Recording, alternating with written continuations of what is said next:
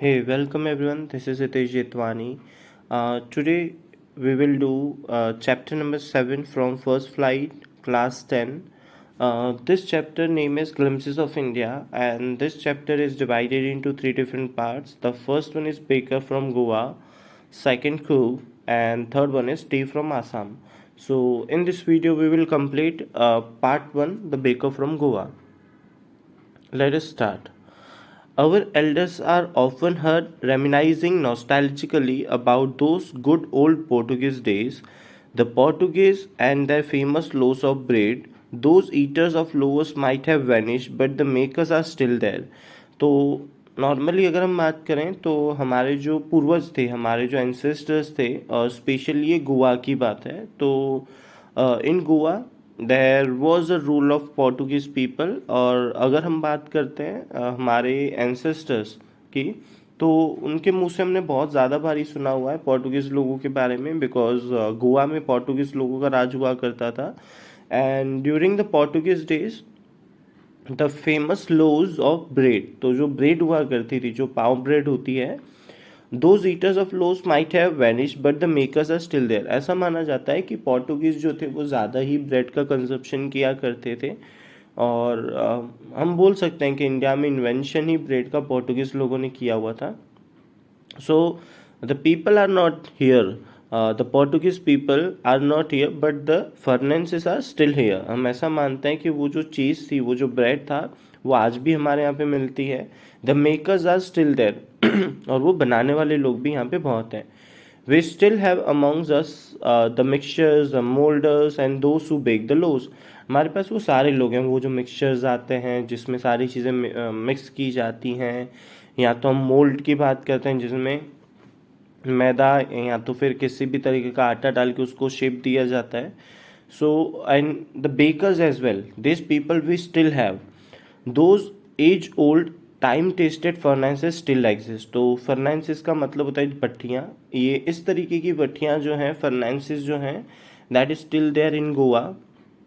The fire in the furnaces has not yet been extinguish. मतलब ऐसा माना जाता है कि वो जो भट्टियाँ हुआ करती थी, जो लोज बनाए जाते थे, जो ब्रेड बनाई जाती थी, वो भट्टियाँ आज भी जलती हैं। मतलब गोवा में और इंडिया के बहुत सारे पार्ट्स में ये ब्रेड जो है वो बहुत ज़्यादा जगह पे बहुत अच्छी क्वांटिटी में खाई जाती है। द थर्ड and the jingle of traditional bakers bamboo heralding his arrival in the morning can still be heard in some places. तो जैसे ये जो बेकर्स हुआ करते थे, ये बेकर्स जो थे ये ब्रेड बेचने निकलते थे। और हेराल्डिंग का मतलब होता है वो अनाउंसिंग करने, जैसे कि उनके पास एक बैम्बू स्टिक्स वगैरह रहती थी जिससे वो थोड़ा मतलब साउंड क्रिएट करते थे, जिससे उनके अराइवल के बारे में पता चलता था। Maybe the father is not alive but the son is still carrying on the family profession. The bakers are even today known as पैडर इन गोवा। तो हो सकता है कि यही पोर्टुगीज लोगों की जो चीज़ें थी वो आज इंडियन लोगों ने अडॉप्ट कर ली हैं। जो फादर हुआ करते थे वो शायद अभी नहीं है, बट उनका जो बेटा है वो इस चीज़ों को आज भी कैरी करता है, इस सेम प्रोफेशन को आज कैरी किया जाता है। और इन लोगों को पैडर के नाम से बुलाया जाता है, जो गोवा में ब्रेड बेचने निकलते हैं। During our childhood in Goa, the baker used to be our friend, companion and guide. He used to come at least twice a day.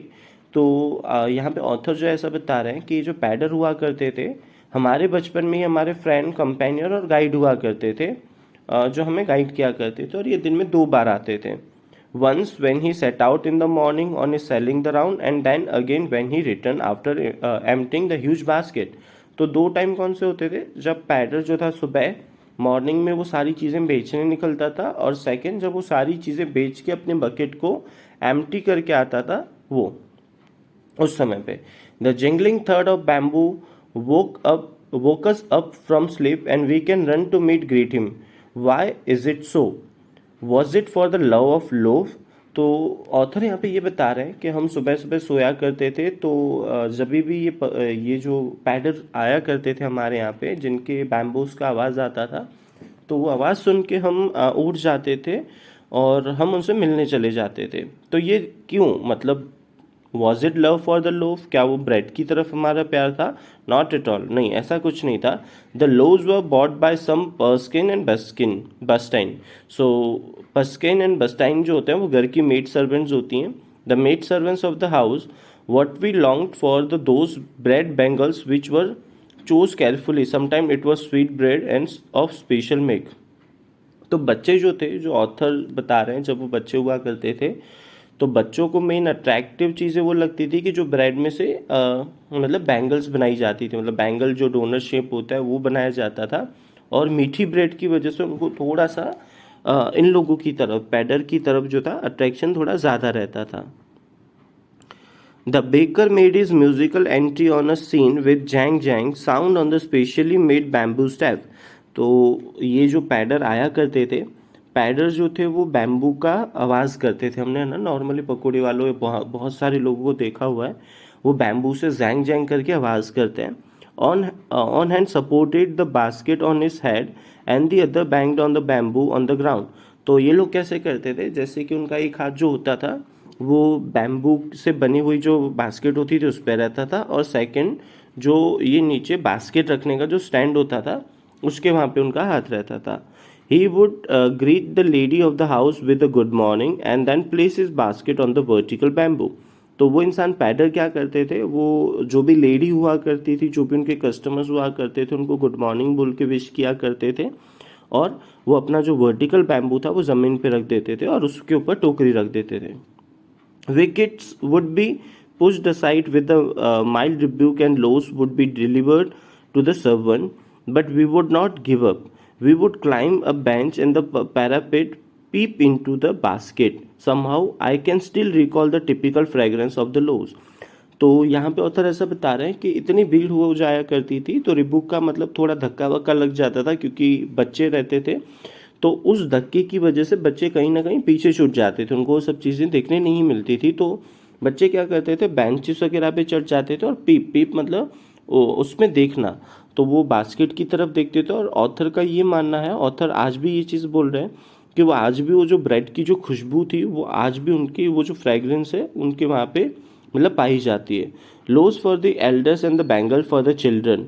Then we did not even care to brush our teeth और wash mouth properly. तो author ऐसा मान रहे हैं जो लोज होते थे, जो ब्रेड होती थी वो होती थी फॉर एल्डर पीपल, एंड जो बैंगल्स हुआ करती थी या जो मीठी ब्रेड हुआ करती थी वो बच्चों के लिए हुआ करती थी. And sometimes they even do not brush their teeth. So वो जैसे कि हमने देखा पहले भी कि वो सीधा ही नींद में से उठ के बाहर आ जाते थे. And why was it necessary at all. Author ऐसा मानते हैं कि भाई ब्रश करना ज़रूरी क्यों है. The tiger never brushes his teeth. Tiger तो कभी भी अपने जो टीथ है वो ब्रश नहीं करता. Hot T could wash all clean up everything so nicely after all. अगर हम गर्म चाय पी ही लेंगे तो सारा का सारा मुंह वैसे ही धुल जाएगा, but that's not a good habit. Marriage gifts are meaningless without the sweet bread known as bowl. Just as a party or a feast loses its charm without bread. तो मैरिजेस में गिफ्ट देना, और वो भी marriages का कोई भी party हो, कोई भी फंक्शन हो, वो ब्रेड के बिना तो आधा ही माना जाता था. Not enough can be said. So how important a baker can be for a village. तो आप इसमें से ही समझ सकते हो कि जो बेकर हुआ करता था वो गांव के लिए कितना इम्पोर्टेंट रहा होगा. The lady of the house must prepare sandwiches on the occasion for her daughter's engagement.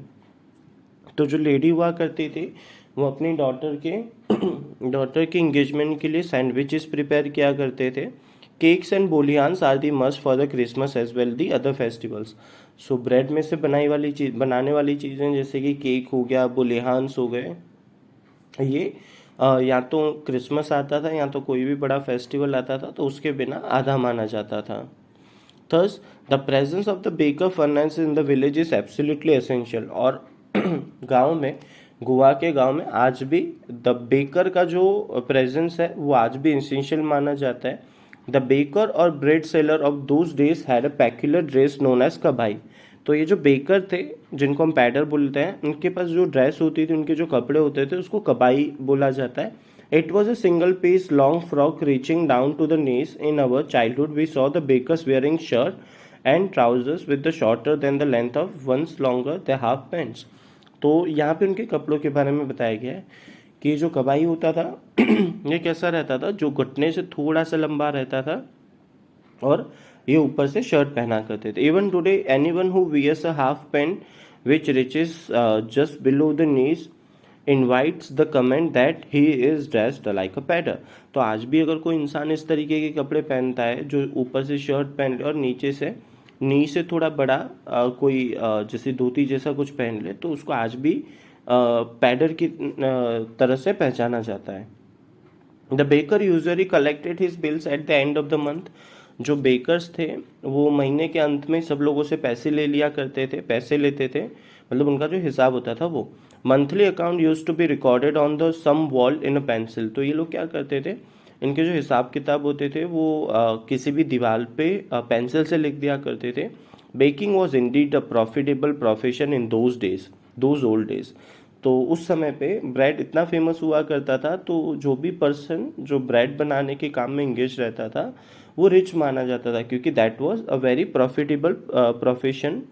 The baker and his family never starved. जो बेकर एंड उसकी फैमिली होती थी वो कभी भूख से नहीं मरते थे. He is family and his servants always looked happy and prosperous. वो उसकी फैमिली और उनके जो सर्वेंट्स होते थे वो हमेशा कैसे लगते थे, प्रॉस्परस लगते थे. Their pump physique was an open testimony to this. Even today, any person with jackfruit-like physical appearance is easily compared to a baker. तो उनका जो physical appearance होता था, मतलब उनका जो फिजिक रहता था, मतलब लंबे और तगड़े लोग हुआ करते थे. तो आज भी अगर कोई ऐसा इंसान दिख जाता है तो उसको पैडर के साथ कंपेयर किया जाता है बेकर के साथ. So that was just part 1. I hope आपको समझ में आया होगा. If you find something difficult, please comment below and let me know. I'll be more than happy to help you. And please subscribe my channel. Have a great day. Bye bye.